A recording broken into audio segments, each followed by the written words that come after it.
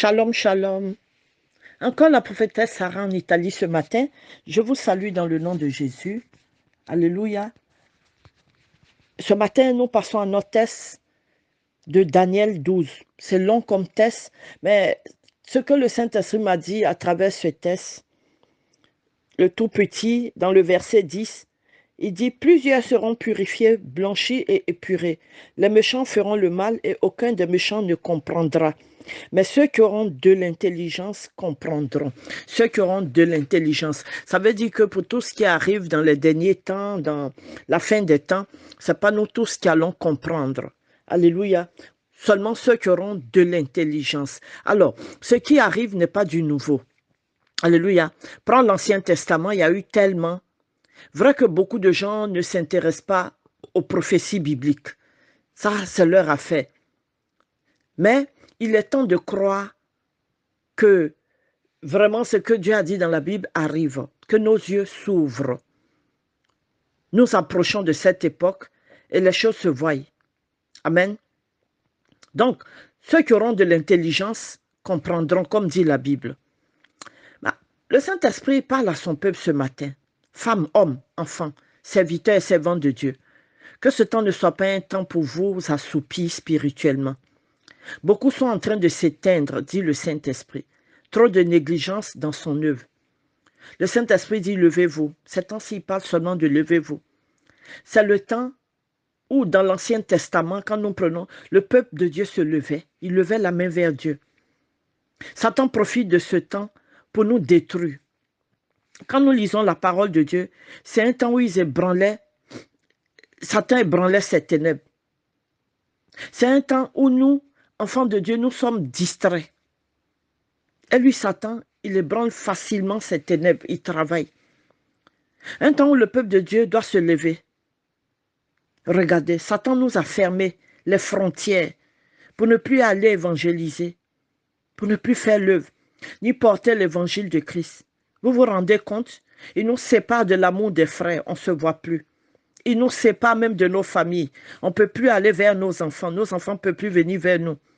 Plus de condivision fraternelle. Il n'y a plus. Il n'y a même plus de partage. Un temps de chacun pour soi. Chacun se cherche. Un temps où l'égoïsme s'est accru. Pendant que ces choses arrivent, le Saint-Esprit dit, prenez conscience. Prenez conscience. Ceux qui ont de l'intelligence comprendront ce temps. Alléluia. Il fut aussi cette époque dans la Bible. Il y a eu ces mêmes temps dans la Bible. Il n'y a rien de nouveau sur la terre. Ce qui existait avant existe encore. Alléluia. Le Saint-Esprit me dit ce matin, ces églises sont abandonnées. Ces cellules de prière abandonnées. Plus d'évangélisation. Ces enfants meurent, souffrent spirituellement à cause de ce temps. Il y a eu une époque comme ça dans la Bible, mais ce n'était pas comme ça. La Bible dit quoi? Tout comme Dieu a entendu les cris et les prières du peuple d'Israël, le peuple d'avant, il entendra encore tous nos cris. Tout comme il a protégé ses serviteurs avant, en ce temps-là, il nous protégera et nous répondra aussi. Alléluia. Il y a eu de bonnes périodes où tu as fui ce que Dieu te demandait de faire, n'est-ce pas? Il y a eu des périodes où tu t'es écarté de la présence de Dieu, n'est-ce pas? Mais Dieu n'a rien dit et rien fait. Mais il y a des temps et des périodes comme ça que Dieu utilise pour juger les œuvres de ses serviteurs. Alléluia. Fais attention. C'est en ce temps-là. Il veut nous voir travailler. C'est en ce temps-là qu'il va nous juger aussi. C'est en ce temps-là qu'il va nous bénir aussi. Donc ce matin, qu'est-ce que je vais te dire? Vous allez beau courir, coronavirus. Vous allez beau vous mettre à l'abri, coronavirus. Vous allez beau vous protéger, coronavirus. Parce que c'est ce que l'homme fait ces temps-ci. Ce n'est que ce message-là. Mais sachez que vous ne pouvez pas échapper devant Dieu. Vous ne pouvez pas vous cacher devant le Saint-Esprit. Cessons de courir, cessons de nous cacher, dit le Saint-Esprit. Cessons de dormir, de paresser chrétiens. Je parle à vous ce matin. Précipitons-nous pour porter l'évangile de Christ. Tenons la brèche. Alléluia. Nous ne sommes pas seuls. Le Saint-Esprit nous guidera et nous protégera et nous soutiendra. Dieu est partout et peut-être partout avec nous en tout temps. Nous ne sommes pas seuls.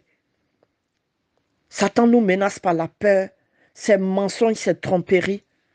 Il envoie vers les enfants de Dieu, coronavirus, coronavirus. Au lieu de sombrer dans cette profonde inquiétude, au lieu de se soucier à chaque heure de coronavirus, voici ce que nous devons faire. Prier.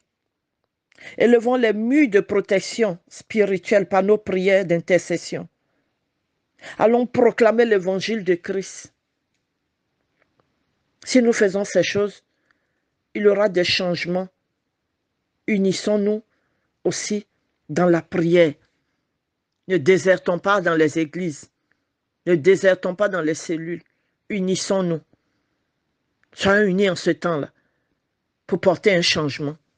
Que Dieu vous bénisse ce matin. C'est le message du Saint-Esprit.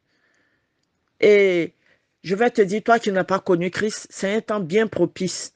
On n'a pas besoin de te dire. Quand tu vois comme ça, tu te lèves, tu vas vers un homme de Dieu, tu dis, je vais accepter Jésus. Amen. Fais la prière du salut avec moi. Répète après moi. Père, dans le nom de Jésus, je viens à toi. Je confesse de ma bouche que Jésus-Christ est mon Seigneur et mon Sauveur. Je crois dans mon cœur qu'il a fait l'œuvre de la croix pour moi. Ainsi, je veux être un fils pour lui et que lui devienne un père pour moi. Selon la parole en Romains 10, verset 9. Si tu fais cette prière du salut, tu seras sauvé. Amen. Que Dieu te bénisse et que tu sois toi aussi dans ce bon temps. Alléluia. Soyez bénis encore ce matin et écoutez vraiment la voix du Saint-Esprit. Ce ne sont pas des choses qu'on vous donne parce qu'on a envie de donner ou vous alarmer ou vous confondre. Si je n'ai pas entendu la voix, je ne vais pas vous transmettre.